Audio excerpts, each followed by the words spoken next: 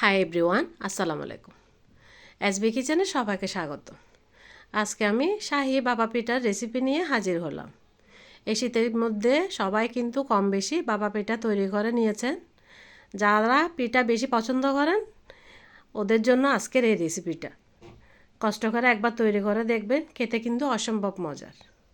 বানানোর জন্য আমি এখানে প্রথমে একটা বাটি নিয়ে নিয়েছি। বাটির মধ্যে দিয়ে দিচ্ছি প্রথমে 3 কাপ শুকনো চালের গুঁড়া। এখানে কেউ চাইলে ভিজা চালও ব্যবহার করতে পারবেন। আমি এখানে শুকনো চালের গুঁড়াটাই ব্যবহার করতেছি। আর দিয়ে দিচ্ছি হাফ চা চামচ থেকে সামান্য বেশি লবণ।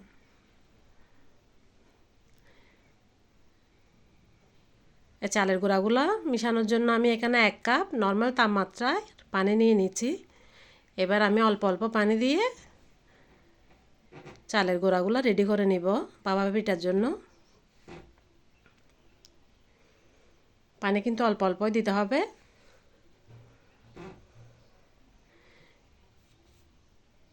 ভালোভাবে মিশানো হয়ে গেলে কিছুক্ষণ পর দেখব এরকম মুঠি পেকে আসছে। তাহলে ওই পর্যায়ে বুঝে নিতে হবে আপনার বাবা পিঠার গুঁড়াগুলো কিন্তু তৈরি। আমি আবারও আরেকটু দেখিয়ে দিচ্ছি। এরকম হাতে মুঠি পাকলে কিন্তু মুঠি যদি হয়ে যায় তাহলে বুঝবেন আপনার চালের গুঁড়াগুলো কিন্তু এখন রেডি। এরকম ভিজা ভিজা হয়ে যাবে ঝুরঝুরা, দেখেন মাখানোর পর। আমি এই পর্যায়ে 4-5 ঘন্টার জন্য রেখে দিব। আমি এখানে 3 কাপ চালের গুঁড়ার জন্য 1 কাপ পরিমাণ পানি নিয়েছিলাম। এখান থেকে পানি 3 টেবিল চামচ মতো পানি রয়ে গেছে। এবার আমি চালের গুঁড়াগুলো ছেলে নেব। একটা চালনিতে নিয়ে চালের গুঁড়াগুলো সবগুলো আমি ভালোভাবে ছেলে নেব। বাবা পিঠার গুঁড়াগুলো কিন্তু ছেলে নিতে হবে। আমি সবগুলা গুঁড়াই কিন্তু একে একে সবগুলা ছেলে নিচ্ছি।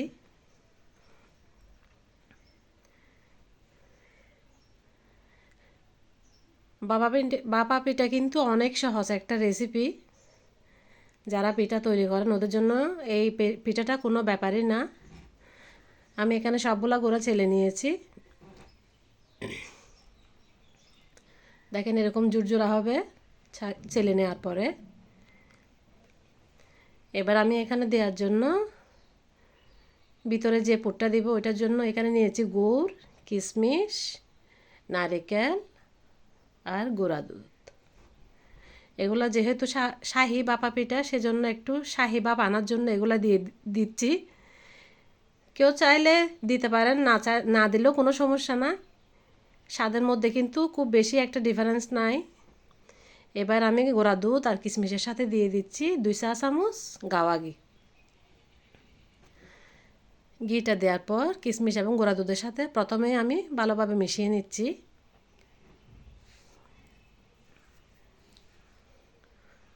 এবার দিয়ে দিচ্ছি নারকেল কোরানো। নারকেলগুলো দেওয়ার পরও আমি আবারও একটু ভালোভাবে মিশিয়ে নিব। সবার শেষে দিয়ে দিচ্ছি গুড়।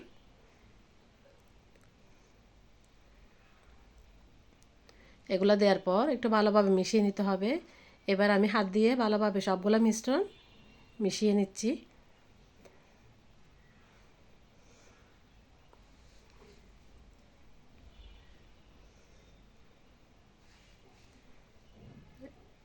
এবার আমি এখানে একটু মিডিয়াম সাইজের ডোনাটের মোল্ড নিয়ে নিয়েছি। এই মোল্ডের মধ্যে আমি প্রথমে সামান্য চালের গুঁড়া দিয়ে একটু চারপাশে যেন চালের গুঁড়াগুলো যেন লেগে না যায়, যে ভিজা চালের গুঁড়া ব্যবহার করব ওগুলো যেন লেগে না যায় সেজন্য একটু সবখান দিয়ে একটু গড়িয়ে নিলাম শুকনো চালের গুঁড়া। এবার আমি প্রথমে 2-3টা করে কিশমিশ দিয়ে দিচ্ছি।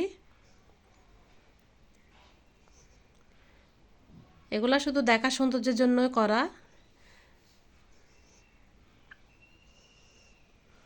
এগুলো না দিলেও কিন্তু কোনো সমস্যা নাই।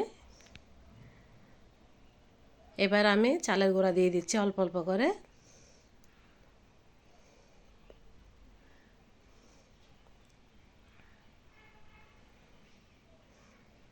চারপাশে ভালোভাবে চালের গুঁড়াগুলো দিয়ে আমি হালকা হাতে একটু সবগুলা হালকা হাতে চাপ দিয়ে দিচ্ছি, বেশি চাপ দেওয়া যাবে না,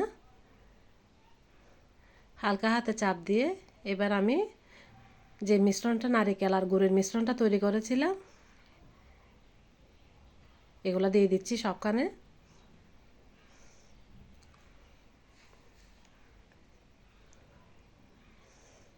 সবগুলো দেওয়ার পর সবখানে দেওয়ার পর আমি আবারও চালের গুঁড়া দিয়ে দিচ্ছি, আর একটা লেয়ার করব সেজন্য।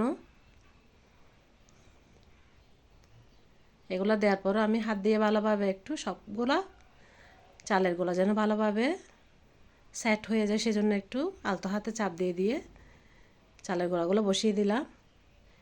এবার উপর দিয়ে আমি আবারও আরেকটু মিশ্রণ দিয়ে দিচ্ছি।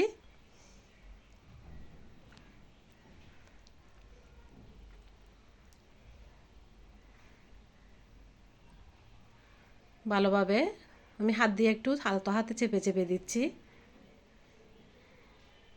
এবার উপর দিয়ে আবারও চালের গুঁড়া দিয়ে দিচ্ছি হালকা হাতে।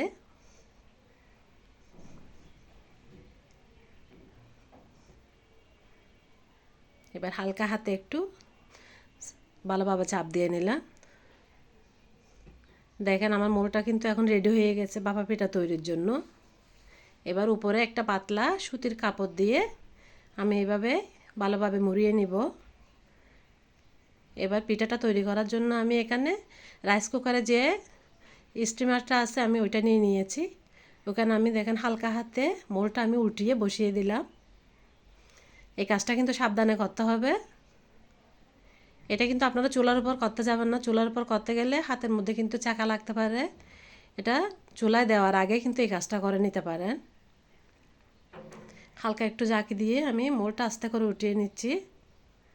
দেখেন এখনই কিন্তু দেখতে অনেক সুন্দর হয়েছে।